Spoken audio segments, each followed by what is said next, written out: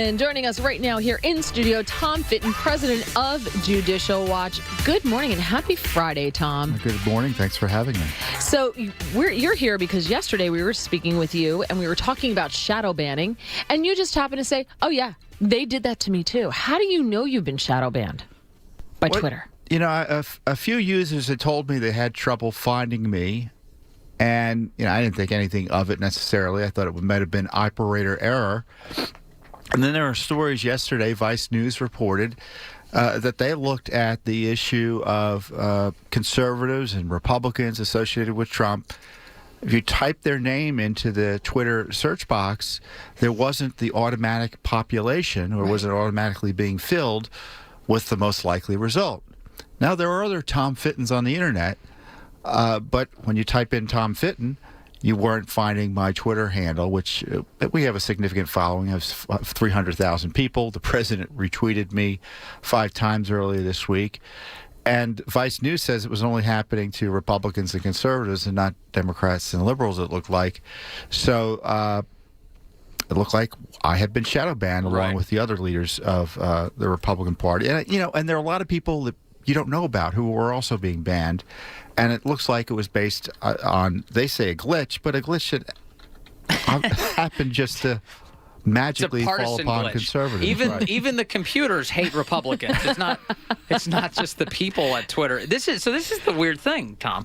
This is not the first time we've seen this. This is not just like Twitter's issue. We've encountered it a couple times now, and I'll just give you the quick rundown. I know you remember all these. Facebook has a trending news bar on the side of its homepage, and you get former Facebook employees tell Gizmodo that they were intentionally suppressing conservative news from appearing in that sidebar. Additionally, you have Google, a fact-check feature that came up on their search engine last year or a couple months ago, and that fact-check feature only fact-checked conservative sites, never liberal ones. And each time we get these excuses. Well, you see, what the real problem was, it was an algorithm error. Well, it's a weird algorithm that happens to have a pretty amazing political bias to it. So it's not that crazy to be suspicious of what's going on here. My guess is the management doesn't want to do this at either Google or Facebook. But, Vince, as you point out, they have left-wing employees, and they've got systems in place or systems not in place that protect the integrity of Facebook or Twitter from being gamed by left-wing activists within their ranks. And I would guess in Twitter and as you point out in Facebook, there's an engineer or two who decided, well, I'm gonna write this algorithm. I'm going to change this software to make it hit conservatives. And I don't know anything about how that work might be done, but my guess it's pretty easy to game the system if you're not attuned to the political debates out there on the internet and how just one search term or one word can result in a whole half the country being left out of the debate. Now, the president loves his Twitter, and he's getting involved in this, and he actually tweeted out yesterday morning, Twitter shadow banning prominent Republicans not good. We will look into this discriminatory and illegal practice at once. Many complaints. My question, though, is you hear this, does this lead into treating Twitter as a utility? And then it winds up being regulated by the government. It's a private company. I don't know how the government looks into this and can call it illegal and discriminatory. Well, if they were breaking their user agreement or falsely advertising, I guess in theory the Federal Trade Commission could look into it. And I don't want the government regulating the internet, unlike the left. The last time you had government regulation of public platforms really was the regulation known as the Fairness Doctrine. And the Fairness Doctrine was anything but fair, and it resulted in conservative voices being suppressed. It was only after that regulation was lifted that you have this kind of flowering of talk radio that provided access to the values we all share here. Well, I want to talk about Twitter in general, because Bob Mueller is now apparently reportedly looking into the president's tweets as a way to assess whether or not he obstructed justice. I'm waiting on his tweets to begin leaking so we can actually see what's in them.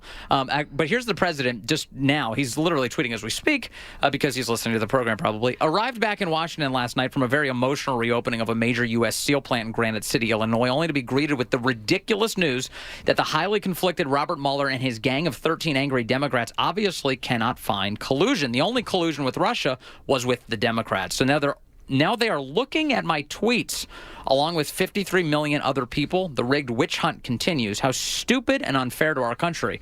And so the fake news doesn't waste my time with dumb questions. No. And by the way, he's still in the middle of a tweet. He had an ellipsis. We'll give you the rest of what the president's saying and Tom Fitton's reaction in just a moment. 7:43 on WMAL. All right, the president of the United States, again, in the middle of some tweets right now about how it's ridiculous that Robert Mueller are looking for collusion in his tweets. What did you make of that news yesterday, Tom Fitton?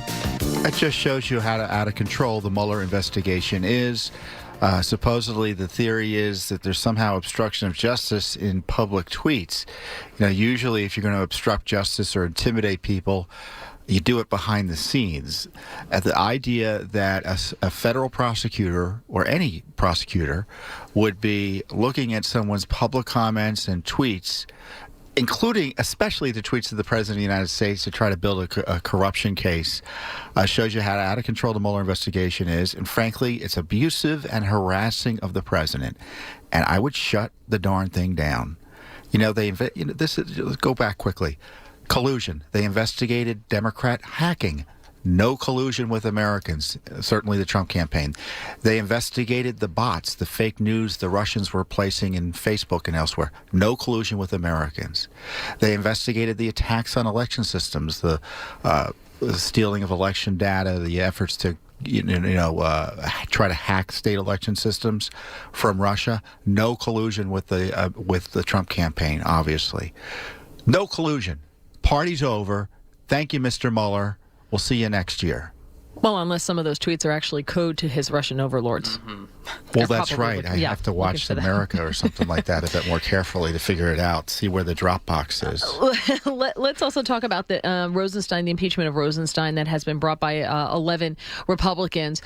Since that has been brought, we know Paul Ryan says he doesn't back the effort to impeach Rosenstein. We know that Jeff Sessions has stood behind him, and now Mark Meadows, and we also had Jim Jordan on. They're saying willing to put that, keep it on the table, but they're first going to go after him for contempt if he does not produce these documents that, as Jim Jordan said, some of them are from last year that he still hasn't produced. The question is, does Congress have any self-respect anymore?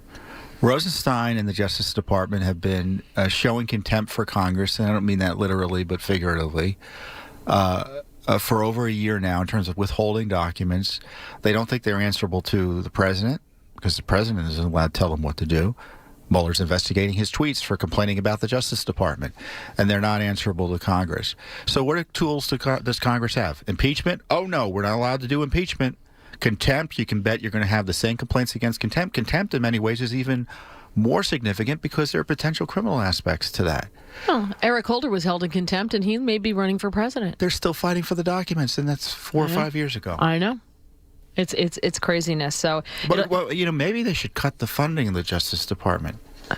That's what Congress is supposed to do, which is to appropriate money, and that's the key tool Congress has.